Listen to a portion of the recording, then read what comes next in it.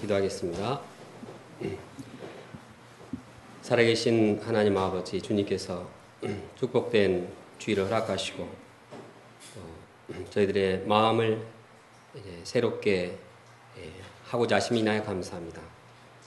예수 그리스도께서 저희를 위하여서 저희 모든 죄를 사하시고 십자가에 피 흘려 돌아가신 그 은혜와 사랑을 인하여 감사합니다. 저희가 이 예수님의 사랑을 깊이 영접하는 가운데 사랑을 알게 도와주시고 또 사랑을 실천하게 도와주시고 예수님의 사랑의 마음이 저희들 마음 가운데 함께하도록 도와주시옵소서. 그래야 해서 저희 마음 가운데 비판하는 마음, 정죄하고 미워하는 마음 다 없애주시고 그리스도 예수의 마음으로 영혼들을 사랑하고 사랑을 실천하는 자리 되게 도와주시옵소서. 이로 인해서 저희가 천국을 이루는데 쓰임받는 자들 되게 도와주시옵소서. 예수님의 이름으로 기도합니다. 아멘. 세상을 살아가면서 인간관계는 매우 중요합니다. 미국의 심리학자인 데이비드 마이어스 교수는 행복의 추구, The Pursuit of Happiness라는 책을 통해서 무엇이 사람을 행복하게 만드는가를 연구했습니다. 연구 결과에 나타난 그 결과는 어떠할까요? 성공이 혹은 아주 멋있는 외모가 또 많은 재산이 배짱이 사람을 행복한다고 하는 결과가 나왔을까요? 아닙니다. 대부분의 답은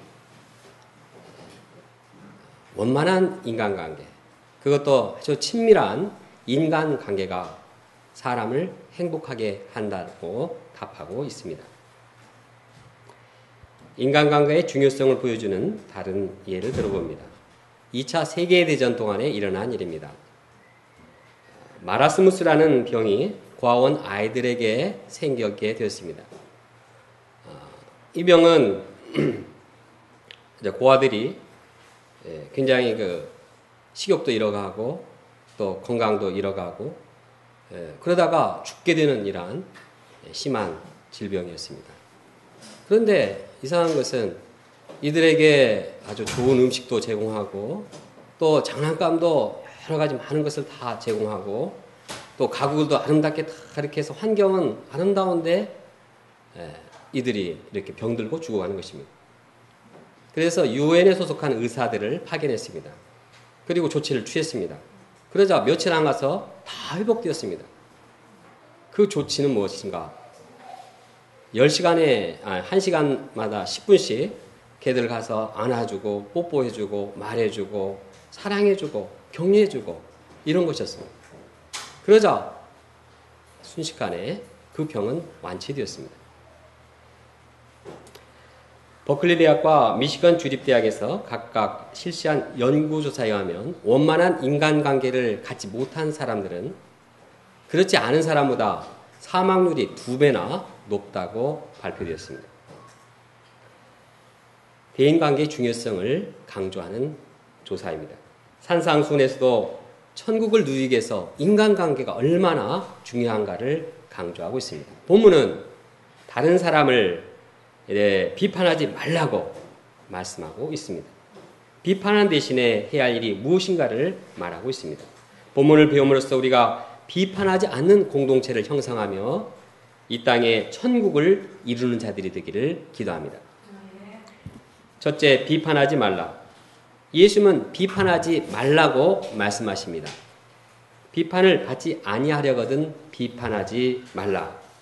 너희가 비판하는 그 비판으로 너희가 비판을 받을 것이요 너희가 헤아리는 그 헤아림으로 헤아림을 받을 것이니라. 비판은 다른 사람의 허물이나 약점, 죄에 대해서 판단하고 정죄하는 일입니다. 다른 사람을 심판하는 일입니다. 이는 해서는 결코 안 되는 일입니다. 왜냐하면 비판하는 그 사람도 마음이 편하지 않을 뿐만 아니라 비판받는 자도 고통스럽기 때문입니다. 비판은 서로의 화목을 깹니다.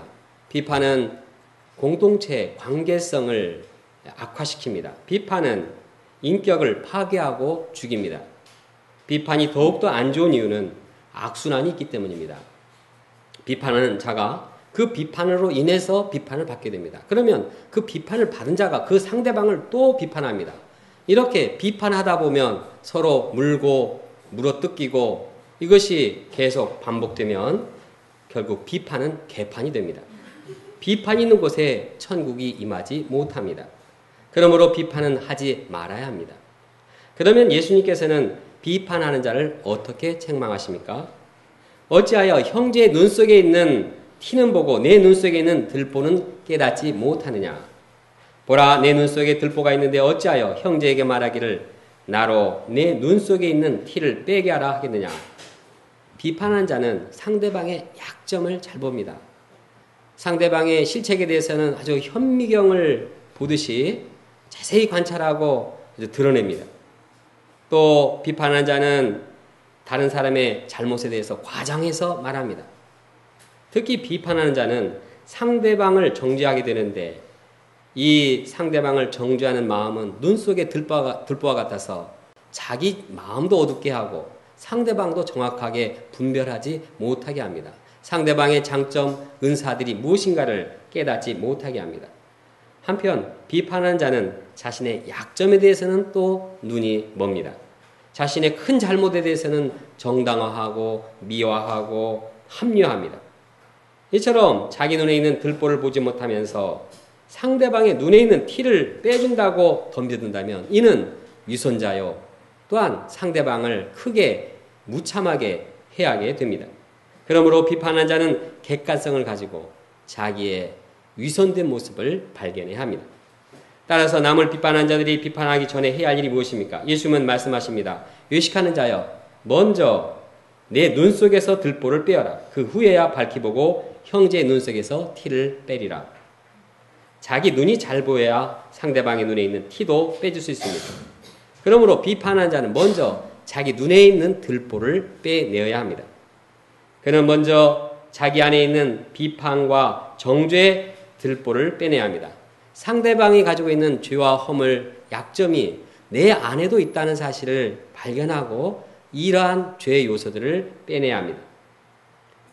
신자가 산상수훈 말씀을 영접할 때에도 자신의 죄와 허물을 깨닫고 발견해야 합니다. 그렇게 하지 않고 이 말씀으로 다른 사람을 비판하는 데 사용한다면 이는 잘못된 일입니다. 그런데 우리는 말씀을 공부하면서 이런 말씀을 자신에게 적용하기보다도 다른 사람에게 비판한 적이 없는지 돌이켜보기 원합니다. 예를 들어서 이 말씀에 비춰볼 때 저 옆집 아무개가 정죄받아서 마땅하다. 또 저 말씀에 비춰볼 때 옆 동네 청규화집에서 사는 아무개가 판단받아 마땅하다. 또 이 말씀에 비춰볼 때 옆에 앉아있는 이 사람이 죽어야 마땅하다. 이렇게 남을 비판하고 있지 않은지. 우리가 남을 비판하는 대신에 말씀 앞에 내 죄와 내 허물을 발견하고 회개합니다. 사실 이 말씀은 누구보다도 저에게 필요한 말씀으로 생각됩니다. 저는 대학로 센터를 섬기면서 공동체에 악영향을 끼치는 일에 대해서 아주 민감합니다. 예를 들어서 정욕이나 또 교만의 이러한 심각한 죄를 퍼지게 하는 동역자의 모습을 볼 때 이를 방치할 수 없습니다. 물론 이에 대해서 분명한 조처가 필요합니다. 철저하게 해결해 나가야 합니다. 그러나 문제는 이러한 과정에서 미움과 정죄의 마음을 갖는 것입니다. 당장에 뭔가 심판을 하고자 하는 마음이 생기는 것입니다. 그러나 제가 어떤 상황에서도 사람에 대한 정죄와 미움의 마음을 가져서는 안 됩니다. 본문 말씀과 같이 심각한 죄 문제가 바로 내 안에 있다는 사실을 발견하고 먼저 내 자신이 회개를 해야겠습니다.